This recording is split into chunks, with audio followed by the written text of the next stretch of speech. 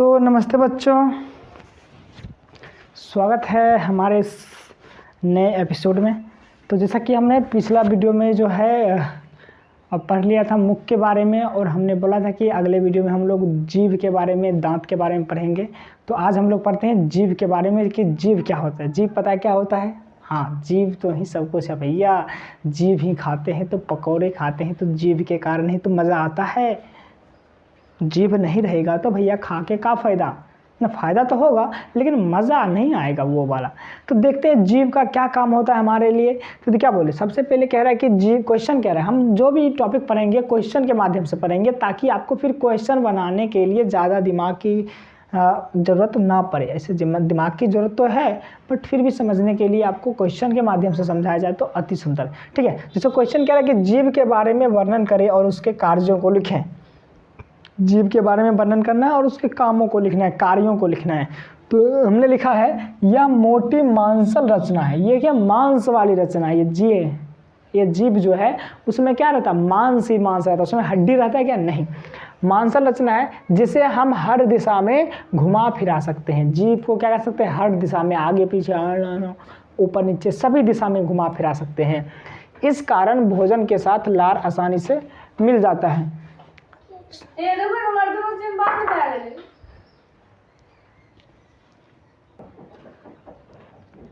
तो ठीक है, इस कारण जो है भोजन के साथ लार आसानी से मिल जाता है, क्योंकि उसको हम आसपास इधर उधर घुमाते रहते हैं, जिससे लार आसानी से मिल जाता है। तो लार मिलाने का क्या फ़ायदा होता है भोजन को? देखो क्या बोले, एवं भोजन मुलायम हो जाता है। तो लार मिला देते हैं भोजन में तो भोजन क्या हो जाता है? मुलायम हो जाता है। ठीक है, तथा निगलना आसान हो जाता है। तो भोजन जब मुलायम हो जाता है तो फिर उसे निगलना यानी गीलना क्या हो जाता है? आसान हो जाता है यार। ठीक, जीभ में तो समझ में आ गया। तो भोजन को जब तक लार नहीं मिलाएंगे तो उसको मुलायम नहीं होगा, जिसके कारण जो है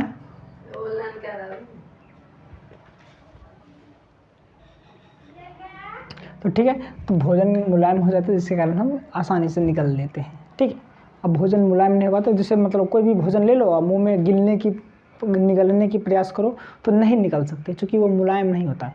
सर खिचड़ी तो निकल लेते हैं, और भैया खिचड़ी निकल सकते हैं, क्योंकि खिचड़ी क्या होता है? मुलायम होता है। जो भोजन मुलायम होता है उसे हम लोग आसानी से बिना चबाए, बिना लार मिलाए भी निकल सकते हैं, लेकिन जो भोजन कठोर होता है उसको तो लार मिला करके निकलना पड़ता है। ठीक है, और उसके बाद बोला जीभ में अनेक स्वाद कलिकाएँ होती है।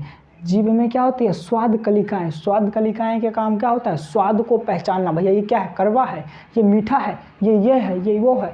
ठीक है, तो जीभ में जो होते हैं अनेक स्वाद कलिकाएँ होती है, जो कि पहचानता है कि ये कौन सा स्वाद है।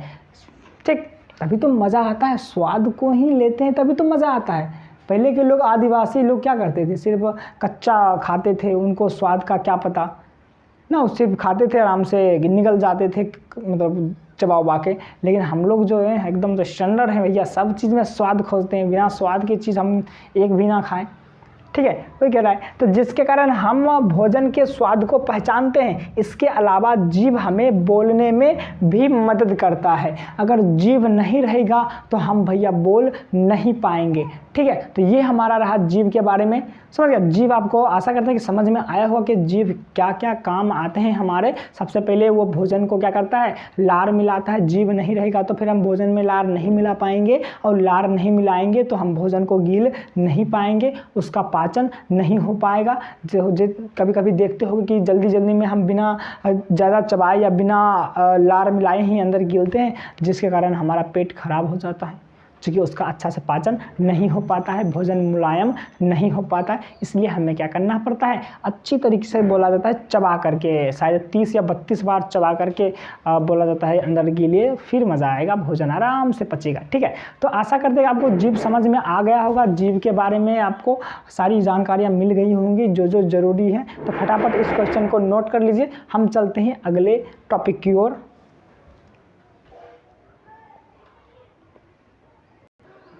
तो चलिए हम जीभ का पिक्चर देख लेते हैं, एक छोटा सा चुटकू सा पिक्चर। ये हमारा जीभ का पिक्चर है। देखिए जीभ का पिक्चर, और इसमें बताया गया है कि जीभ के किस भाग से कौन सा स्वाद आता है। ठीक है, तो ये अपना ये ये बाहर वाला भाग है जो कि मतलब बाहर की ओर रहता है। तो इसके बाहर वाले भाग के जो चौले वाले भाग रहते हैं यहाँ पे अपना मीठा स्वाद आता है। कैसा स्वाद आता है? मीठा। उसके थोड़ा ऊपर जाएंगे तो आपको खारा स्वाद मिलेगा। कैसा स्वाद? खारा स्वाद।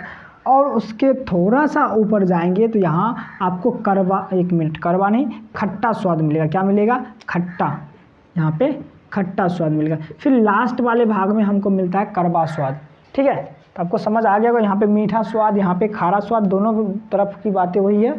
और इधर खट्टा स्वाद मिलेगा बीच में, आपको बीच में जो है खट्टा स्वाद मिलता है, फिर उसके लास्ट में आपको कड़वा स्वाद मिलता है। ठीक है, ये जीभ का अपना अपना क्या होता है, सबका गुण होता है कि सब जगह जो है अपना अलग अलग। यहाँ पे आप कड़वा चीज़ डालोगे तो उतना तुम्हें कड़वा महसूस नहीं होगा, लेकिन जो ही यहाँ पे पड़ेगा तो तुम्हें कड़वा महसूस होने लगेगा और तुम फटाक से छिलमिलाने लगोगे।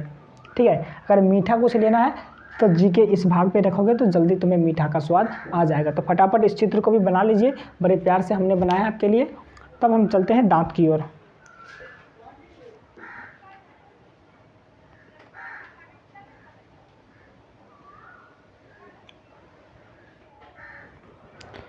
तो चलिए हम आगे पढ़ते हैं कि दांत के बारे में पढ़ते हैं। मुख के बाद क्या, सॉरी, जीभ के बाद क्या आता है ना, मुख में जो है पहला जीभ होता है, उसके बाद क्या होता है? दांत होता है। दांत के बारे में पढ़ेंगे तो सबसे पहले क्वेश्चन पढ़ेंगे कि दांत कहाँ होते हैं। पहले ये जानेंगे कि दांत कहाँ होते हैं।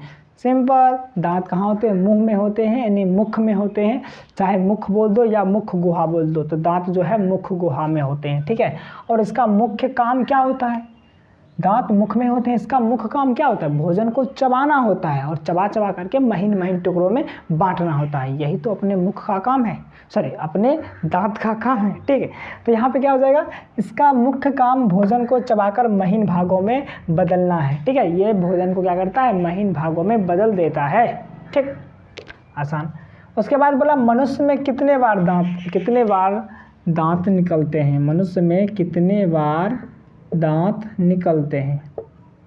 तो आंसर हो जाएगा 2 बार। जी, दांत जो है मात्र 2 बार ही निकल सकते हैं। एक तो जब हम लोग जन्म लेते हैं, पैदा लेते हैं, उसके बाद 1 साल या 5 महीना 4 महीना के बाद जो है 6 महीने के बाद जो है दांत निकलना शुरू हो जाता है, या जो भी कहिए। उसके बाद एक बार और टूटने के बाद 5 या 6 साल की अवस्था में जो है आपका दांत धीरे धीरे टूट जाएगा और उसके बाद नया दांत आएगा। उसके बाद जो है आपका दांत बिल्कुल नहीं आएगा। ये मत समझिएगा कि भैया दांत को फिर तोड़ लेंगे तो फिर दांत आ जाएगा, नहीं।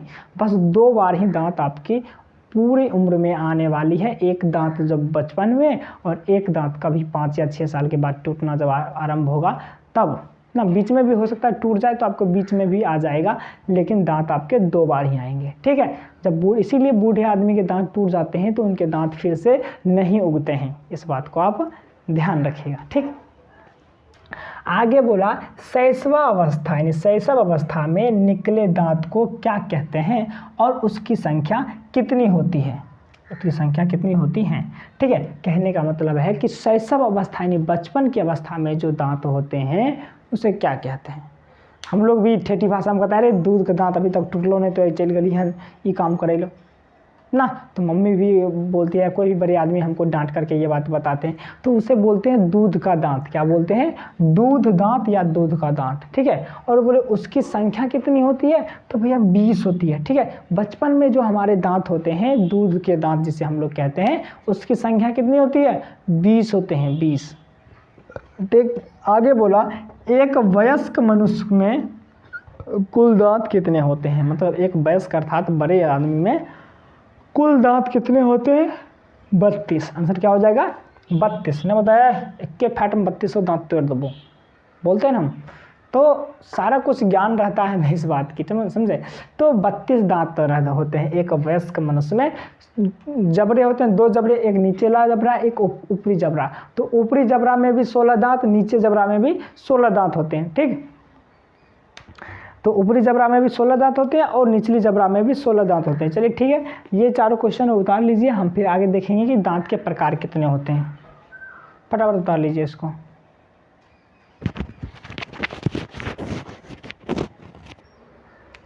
तो चलिए बच्चों, आगे हम देखेंगे कि दांत के प्रकार कितने होते हैं। हमारे मुख गुहा में जितने भी 32 दांत होते हैं उनके प्रकार देखेंगे कि वो 32 दांत कितने कितने प्रकार के होते हैं। ठीक है, तो यहाँ पर बोला हमारे मुख गुहा में दांत कितने प्रकार के होते हैं और उनकी संख्या कितनी होती है। तो ध्यान दीजिए, हमारे मुख गुहा में दांत 4 प्रकार के होते हैं। तो हमारे मुख में जो है दांत कितने प्रकार के होते हैं? 4, 1 2 3 4। ठीक है, 4 होते हैं। तो पहला को बोलते हैं इंसाइजर, दूसरा को बोलते हैं केनाइन, तीसरा को बोलते हैं प्रीमोलर, चौथा को बोलते हैं मोलर। ठीक है, हमने जो है उसका पिक्चर बनाने की यहाँ पे सिर्फ कोशिश की है। एग्जैक्ट यही पिक्चर होगा इसकी गारंटी हम नहीं देते हैं, मतलब ठीक है, ठीक ठाक हमने बना दिया, आपको पिक्चर दिखा देते हैं। ठीक है, तो ये जैसे हम लोग चौवा कहते हैं ना, चौवा बड़ा वाला जो होता है ये होता है मोलर, जो कि लास्ट में होता है इधर से मोलर। ठीक है, उसके बाद हम लोग देखेंगे प्री मोलर। उसके बाद जो ही मतलब थोड़ा सा आगे जाएंगे चौवा के थोड़ा सा इधर वाले भाग, वो भी चौवा की तरह ही रहता है लेकिन थोड़ा सा छोटा रहता है, उसे बोलते हैं प्री मोलर। उसके बाद होता है केनाइन, यानी प्री मोलर के पीछे आगे थोड़ा सा होता है वो होता है केनाइन। फिर ये जो 3 दांत ये होते हैं ये वाला आगे मुख से, उसे बोलते हैं इंसाइजर। क्या बोलते हैं उसे? इंसाइजर। तो ठीक है, आपको पिक्चर यहाँ पे सही यहाँ पे पिक्चर आपको बुक में मिलेगी। हम तो इतनी अच्छे से पिक्चर बना नहीं पाए, आपको हम दिखा देते हैं। ये रहा, हो सकता है कि आप हमसे बेहतर पिक्चर बना लें। ठीक है, तो ये अपना हो गया प्रीमोलर, ये हो गया प्रीमोलर, ये हो गया केनाइन, ये हो गया इंसाइजर। ठीक है, आशा करते हैं आपको समझ। अगर हम मुंह के माध्यम से जानना चाहेंगे, जैसे ये मान लीजिए अपना ये मुंह है, क्या इस तरह का, ये सिर्फ निचली जबड़ा का चित्र है, निचले ऊपरी। तो यहाँ से 3 जो दांत होते हैं इस तरह का, ऐसा पिक्चर हम बोर्ड पे नहीं बनाना चाहते, इसे आपको दिखा देते हैं। 1 2 3, ये 3 जो चौवा इधर से ये मोलर हो गया, और इधर से ये भी 3 क्या होगा? मोलर। इसके आगे वाले भाग को बोलेंगे प्री मोलर, ये दोनों दांत 2 इधर 2 इधर। ठीक, उसके बाद आगे वाले भाग एक ये केनाइन, एक ये केनाइन। ठीक है, उसके बाद आगे जिससे जो 4 रहता है वो बोलता है इंसाइजर। क्या होता है? इंसाइजर। तो यहाँ पे 4 इंसाइजर हो गए, 4 नीचे 4 ऊपरे वाली जबड़ा, 4 4 8 इंसाइजर हो गया। इंसाइजर की संख्या तो कितना है वहाँ पे? 8 है ना, एक मिनट, तो हाँ ठीक है, अब ठीक है। उसके बाद केनाइन, केनाइन देख लीजिए यहाँ पे, केनाइन यहाँ पर एक यहाँ पे 2 है निचली वाली जबड़ा में, तो ऊपरी वाले जबड़ा में भी 2 होगा। क्या होगा? 2 2 4 केनाइन। प्रीमोलर, प्रीमोलर देख लीजिए यहाँ पे 1 2 3 4, यहाँ पे 4 है प्रीमोलर, आगे ऊपरी में भी 4 होंगे, तो 4 4 कितने हो गए? 8। प्रीमोलर कितने हो गए? 8। ठीक, उसके बाद मोलर, मोलर देखिए यहाँ पे 3, यहाँ पे 3 3 3 कितना हो गया? 6, और ऊपरी वाले जबड़ा में भी हो गए 6, तो 6 6 हो जाएगा 12। तो प्रीमोलर की संख्या यहाँ पर कितनी है? 12। ठीक है, एक मिनट सॉरी, प्रीमोलर की बात नहीं करते, मोलर। प्रीमोलर तो वहाँ पे आपको 4 है, यहाँ पे देख लीजिए 2 1 2 3 4, 4 यहाँ पे 4 ऊपर, तो 8 हो गया। और मोलर की बात करेंगे 3 इधर से 3 इधर से 6, और 6 ऊपर भी होगा, तो 6 6 कितना हो जाएगा? 12। तो इस तरह से जो है मोलर की संख्या कितनी हो जाएगी? 12। ठीक, हमने पिक्चर के माध्यम से समझा दिया। हम बोर्ड पे बनाते इस पिक्चर को, तो हो सकता है कि आपको समझ में ना आता ना। ठीक है, थोड़ा सा पिक्चर इधर उधर हो जाता, तो फिर इसलिए आपको हमने डायरेक्ट बुक से ही दिखा दिया, जो कि आप देख सकते हैं। ठीक, तो यहाँ से हम लोग समझ गए कि इंसाइजर की कितनी संख्या होती है, केनाइन की कितनी संख्या होती है, प्रीमोलर की कितनी संख्या होती है, और मोलर की कितनी संख्या होती है। ये पिक्चर आप देख के बना भी सकते हैं उसमें भी, या यहाँ से भी देख करके कोशिश करके बना सकते हैं। ठीक है, तो फटाफट इस क्वेश्चन को उतार लीजिए, हम चलते हैं अपने आगे की क्वेश्चन की, अगले क्वेश्चन की ओर।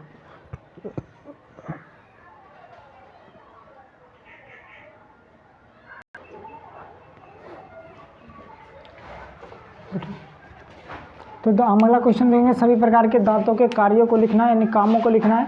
तो क्वेश्चन में जितने भी 4 प्रकार के जो दांत देखे, तो उससे क्या लिखना है कि काम कौन कौन से काम होंगे। तो पहला जो प्रकार है हमारे पास इंसाइजर। इंसाइजर जो है भोजन को कुतरने का कार्य करता है। जैसे कि पता है कि चूहा कुतर कुतर के खाता है, उसी तरह भोजन को हमें क्या करना पड़ता है? कुतरना पड़ता है। तो उसके लिए हमारे पास क्या होते हैं? इंसाइजर। इंसाइजर एक नुकीला दांत होता है, जो कि हमने पिक्चर में भी देखा था। तो ये क्या करता है? भोजन को कुतरने का कार्य करता है। उसके बाद अगला है केनाइन। केनाइन क्या करता है? भोजन को चीरने का काम करता है। अगर यदि चूँकि भोजन को चीरना भी जरूरी होता है, इसलिए केनाइन का जो काम होता है वो भोजन को चीरना होता है। अगला है प्रीमोलर। प्रीमोलर का काम क्या होता है? भोजन को कुचलने और पीसने का कार्य, जो कि लास्ट से थोड़ा सा आगे होता है, इधर से लास्ट से थोड़ा सा आगे होता है। ना, 4 4 8 होते हैं दांत ये। तो प्री मोलर का काम होता है भोजन को कुचलना और पीसने का काम। उसके बाद मोलर का भी काम क्या होता है, भोजन को कुचलना और पीसना, दोनों एक ही। प्री मोलर मतलब पहले होता है मोलर से, इसलिए इसे बोला प्री मोलर, और मोलर जब लास्ट में होता है इसे बोलते हैं मोलर। ये थोड़ा प्री मोलर से चौड़ा होता है और इसकी संख्या भी ज़्यादा होती है, 12 होती है ना। तो इस तरह से हम लोग समझ गए कि दांत के काम कितने होते हैं। तो दांत हमने इस वीडियो में पढ़ लिया। अगले वीडियो में हम लोग पढ़ेंगे दांतों की सुरक्षा कैसे करनी है, और भी बहुत सारी चीज़ें पढ़ेंगे। भोजन दांत के बाद कहाँ जाता है नहीं जाता है, इसके बारे में हम लोग अगले वीडियो में पढ़ेंगे। इसी तरह से आप बने रहिए, और फिर हम चलते हैं, आपसे लेते हैं अलविदा। धन्यवाद। आप उतार लीजिए इस बोर्ड पे ये सारे क्वेश्चन।